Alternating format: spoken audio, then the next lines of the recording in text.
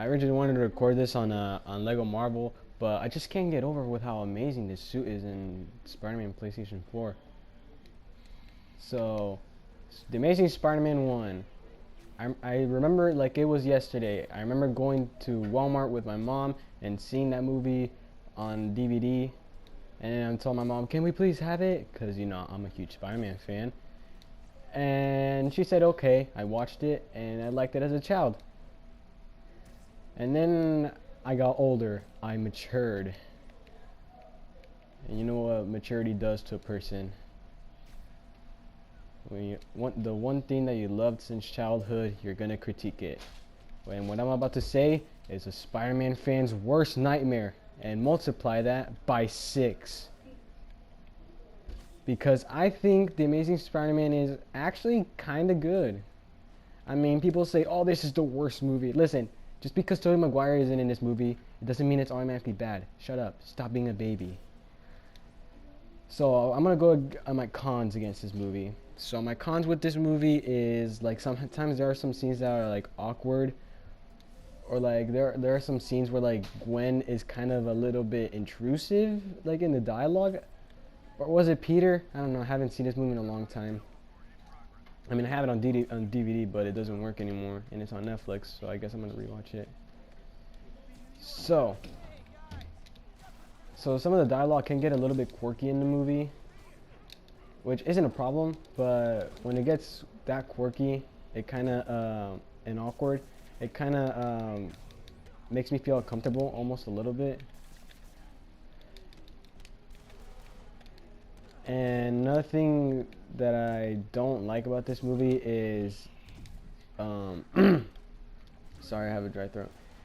I don't have a dry throat, but I just need to clear my throat for a bit.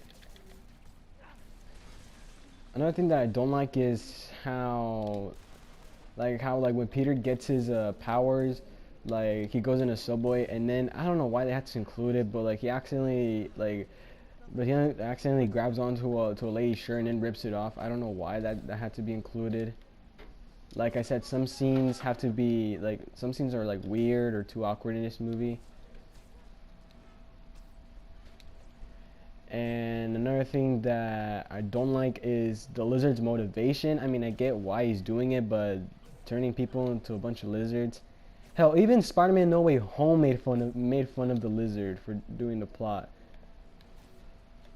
So anyways, this movie isn't okay, but it isn't bad. It's kind of like okay at its best, this movie. And I'm going to do The Amazing Spider-Man 2. Why not? So The Amazing Spider-Man 1 is a good Spider-Man movie. If you don't like the movie, it's because Tobey Maguire isn't in the movie and you're a big crybaby, or if you have different opinions, that's good about this movie. But if you're gonna say, oh, it's because Tobey Maguire isn't in this movie, then you're a baby. Grow up. So 7 out of 10. I kind of recommend it, and if you're a Spider-Man fan, I'd recommend it as well. Also, the suit in the movie looks fantastic. I don't know why, but every single time when I watch a top 10 Spider-Man costume tier list, I mean, the Fear Itself suit is there, and that's kind of good. The Secret Wars suit is there as well, but they don't include the Amazing Spider-Man 1 suit. Like, why? So, the Amazing Spider-Man 2, and yeah, I'm sorry, but I'm gonna have to go with the most unbiased opinion of all, and the most popular opinion, that The Amazing Spider-Man 2 is the worst Spider-Man movie of all time. I mean, in my opinion, it's not worse. Like, oh my God, this movie is so bad. No, it's just that there's like too much going on. Like in Amazing Spider-Man 3, no, in Spider-Man 3, you know, they have 3 villains. They're trying to like saying, oh, we want Spider-Man. No, we want Spider-Man. And Spider-Man has to say, oh, which one's the main villain? Which was the main villain? Who am I supposed to fight against? Like, it gets kind of confusing in the third one. And then in this one, it's like times 30. It's like times 30. There's like 90 different subplots going on. I get confused with what's going on. Like, what's the main goal of this? Like, what is Peter trying to do in this movie? Like, is he trying to stop Harry? or is he trying to stop Electro, or is he trying to reunite with Gwen? Also, Peter's a creep in this movie.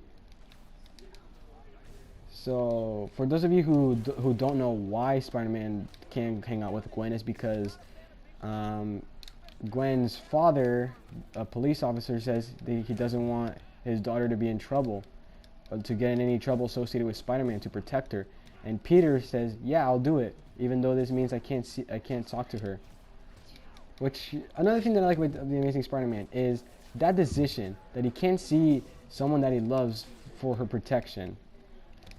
And then seeing her, like, spoilers, die in this movie, like, that is deep. Like, that is, like, poor dude.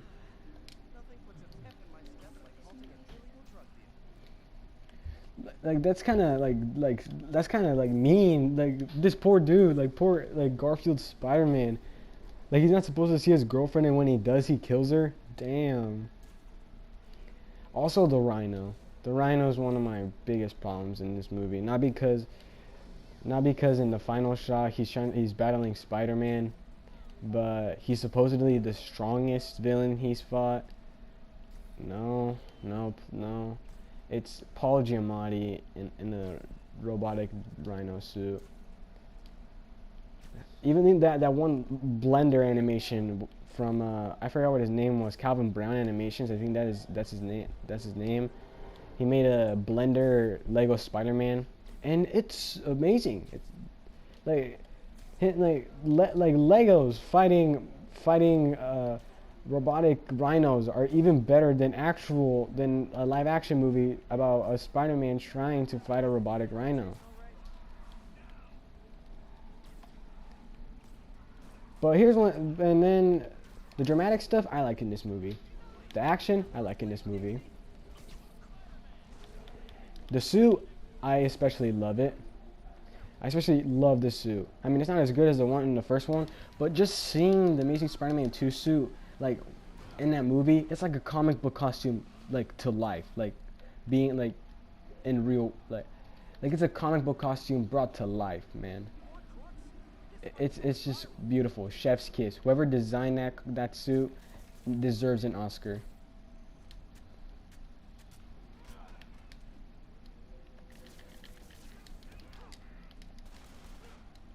Another thing that I like about this movie is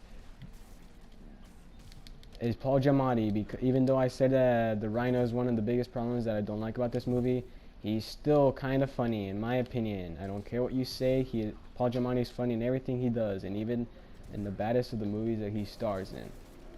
Like, the dude, you can give him a role, like, you can make this guy play anything, and he'll make it funny. Like, the dude can be a kingpin of crime, and then holy crap, it's raining!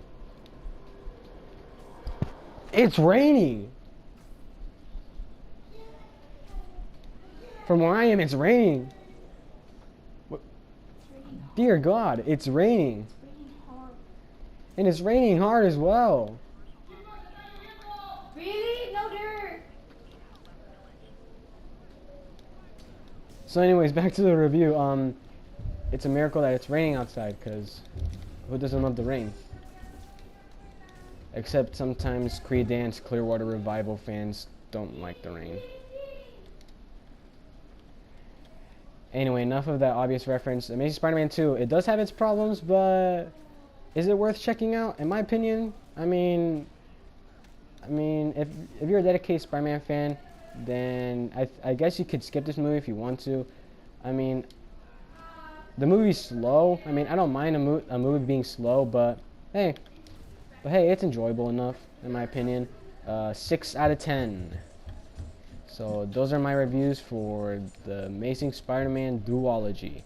And I can't wait for the next one, because Into the Spider-Verse is next. After I'm done with Into the Spider-Verse, I'm going to the College Trilogy. I'm going with the College Trilogy. If you don't know what the College Trilogy is, the MCU Spider-Man, the one with Mr. Stark.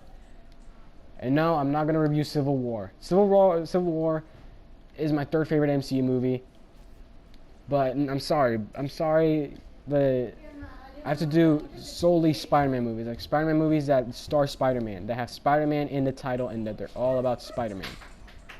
Until next time, I am Adrian and I will not tell you why that is my username. Peace out.